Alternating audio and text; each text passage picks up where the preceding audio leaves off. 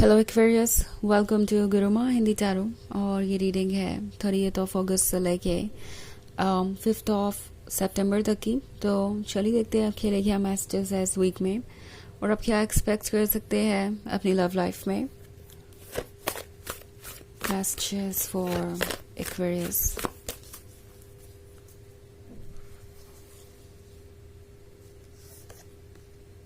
King of pentacles, Nine of Cups, Knight of Pentacles, Temperance, and Eight of Cups. Okay. So हमारे पास है Temperance. Temperance के होने का मतलब है कि चेंज आ रहा है, बट काफ़ी स्लो। इतना स्लो कि आप शायद इसे नोटिस नहीं कर पा रहे, और प्रैक्टिकली इतना स्लो चेंज आपके किसी काम का भी नहीं है। आई थिंक ये जो कोई भी है ये कमिटमेंट देने के लिए तैयार नहीं है। मे बी आप एक रिलेशनशिप में है और जब भी आप आगे बढ़ने की बात करते हैं या कमिटमेंट की बात करते हैं, ये पर्सन आपको एक्सक्यूजेस देने लगता है या आपको ये समझाने लगता है कि क्यों कमिटमेंट देना ठीक नहीं होगा अभी, या शादी करना ठीक नहीं होगा अभी। काफ़ी स्लो मूविंग एनर्जी है और ये आपको फ्रस्ट्रेट कर रही हो सकती है, बिकॉज इस पर्सन के पास जो कुछ भी है आपको ऑफर करने के लिए वो काफ़ी नहीं है। एंड एट ऑफ कप्स के साथ आई थिंक आप में से बहुत सारे लोग इतने फ्रस्ट्रेट हो चुके हैं कि आपको लगता है कि इस रिलेशनशिप को आपको छोड़ देना चाहिए। ओके क्योंकि मुझे लग रहा है आप में से बहुत सारे लोग इस रिलेशनशिप में काफ़ी टाइम स्पेंड कर चुके हैं, आपने इन्हें काफ़ी कुछ ऑफर किया है और स्टिल आपको सिर्फ एक्सक्यूजेस मिल रहे हैं। तो आप ऑलरेडी इस पॉइंट पे आ चुके हैं जहाँ पे आप सोच रहे हैं कि क्या आप कोई मतलब भी है इस चेंज का, या अगर आपको बहुत देर से कुछ मिलता है तो क्या आप इसका रिस्क ले सकते हैं, क्या आप इन पर ट्रस्ट कर सकते हैं। बिकॉज ये पर्सन हो सकता है आपको कमिटमेंट दे, क्योंकि उन्हें पता है कि अब कमिटमेंट के अलावा और कुछ वर्क नहीं करेगा। आप एंडलेसली वेट नहीं करने वाले हैं, और अगर उनको ये 9 ऑफ कप्स चाहिए तो उन्हें सोचना पड़ेगा इस रिलेशनशिप के बारे में।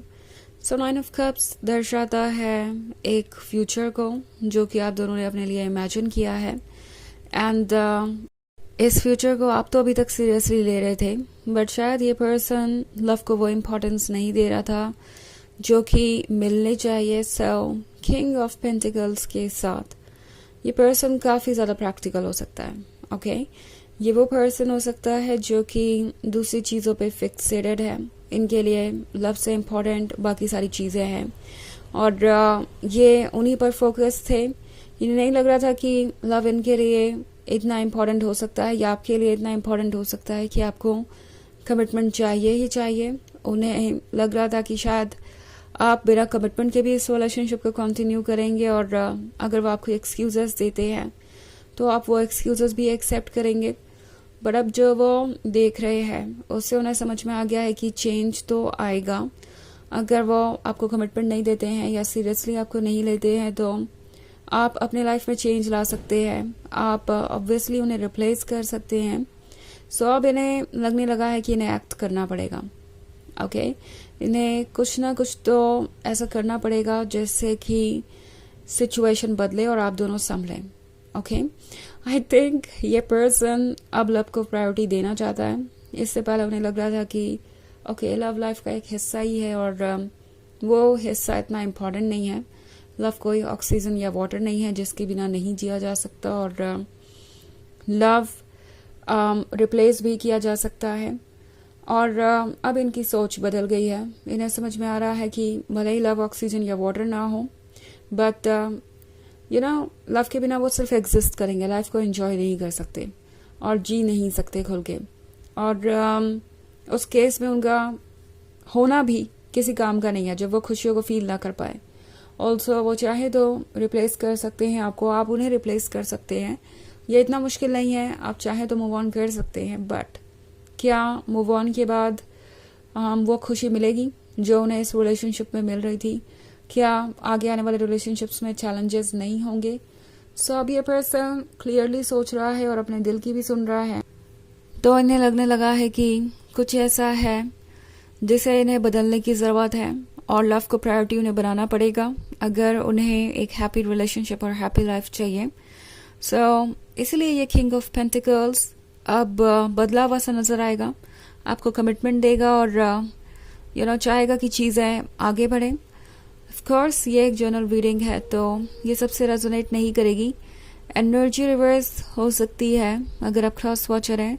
इसके अलावा अगर आप पिछले वीक की रीडिंग देखना चाहें तो उसका लिंक आपको डिस्क्रिप्शन बॉक्स में मिल जाएगा हमेशा की तरह।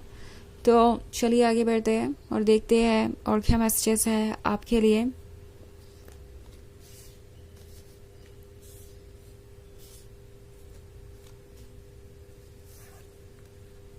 Three of Cups, the Hierophant, the Moon, Five of Wands, and Four of Swords. Okay. So the Hierophant है। Hierophant के साथ लगता है लाइफ कॉम्प्लिकेटेड है। ओके, इस पॉइंट पे इस पर्सन को समझ नहीं आ रहा कि वो करे तो क्या करें, क्योंकि हायरोफेंट सोल की आवाज़ है और सोल की आवाज़ उनसे कह रही है कि ये कुछ ऐसा सेक्रीफाइस कर रहे हैं अपने लाइफ में जिसे सेक्रीफाइस करके वो कभी खुश नहीं रहेंगे, एंड वो भी अपने इग्नोरेंस के वजह से। ये कोई कंपल्शन नहीं है, कोई मजबूरी नहीं है कि वो आपसे दूर रहे, ये इनकी चॉइस है बिकॉज ये चूज कर रहे हैं दूसरी चीज़ों को, प्रायोरिटी बना रहे हैं दूसरी चीज़ों को। तो वो एक्सक्यूज़ नहीं दे सकते, ना ही अपनी डेस्टिनी को इसके लिए जिम्मेदार ठहरा सकते हैं, ना आपको और ना किसी और को। बाद में वो इस चीज़ के लिए पछताएंगे क्योंकि इसके लिए वो खुद ही जिम्मेदार हैं। ऑल्सो फोर ऑफ सोर्ड्स का कार्ड है तो बाकी काफ़ी अकेला महसूस कर रहे हैं और ये अकेलापन इन्हें क्रेजी कर रहा है। Okay, crazy in the sense कि किसी चीज़ पे फोकस नहीं कर पा रहे हैं।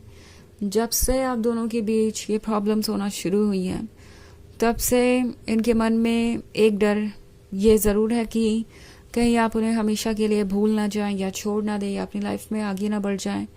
ये पर्सन सोच रहा है कि वो कैसे आपको रोक सकते हैं, इस सिचुएशन में क्या कर सकते हैं। तो फोर ऑफ सोर्ड्स इस पर्सन के उस अकेलेपन को दर्शाता है जो इन्हें चुभ रहा है और जिससे ये बहुत दूर जाना चाहते हैं। इनफैक्ट इसी की कोशिश में शायद ये आजकल काफ़ी ज़्यादा टाइम स्पेंड कर रहे हैं अपने फ्रेंड्स के साथ या अपने हॉबीज़ पे। उन्हें लगता है ये उनकी मदद करेगा इस तरह के अकेलेपन से बाहर आने में और ध्यान भटकाएगा उनका आप पर से और करंट सिचुएशन से। कोशिश इन्होंने की है आपको भूलने की, मूव ऑन करने की और इस रिलेशनशिप को इग्नोर करने की, बट कोई फ़र्क नहीं पड़ता।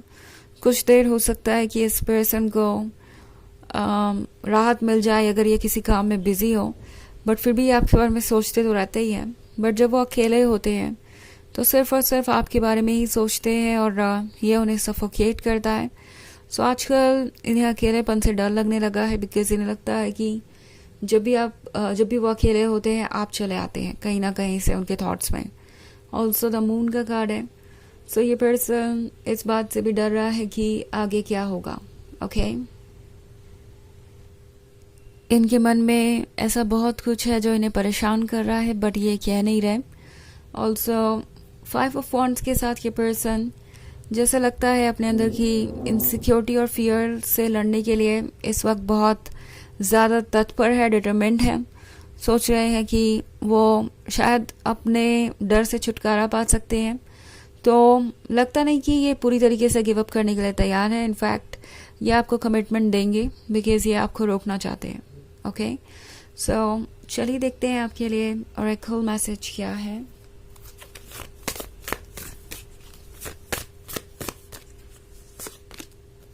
So loss. ओके, सो अभी तक इस पर्सन को ये अंदाज़ा हो गया है कि आप उनके सोल का हिस्सा बन चुके हैं। जैसा कि मैंने कहा कि द हायरोफेंट से कह रहा है कि ये रिलेशनशिप उनके लिए इम्पॉर्टेंट है। सो आप उनके सोल का हिस्सा बन चुके हैं और ये जो हिस्सा है अगर वो खोते हैं दोबारा तो वो फिर से अकेले हो जाएंगे। ये एक ब्लेसिंग है कि उन्हें अपने सोल का खोया हुआ हिस्सा मिल गया है, तो उन्हें इसे संभाल के रखना चाहिए। और ये बात धीरे धीरे इन्हें समझ में आ रही है। सो इस पेन से डील करना इनके बस का नहीं है, कुछ ना कुछ तो सॉल्यूशन ये निकालेंगे। तो ये है रीडिंग इस वीक की। आई होप आपको अच्छी लगी होगी. Thanks for watching. Till next video. Bye.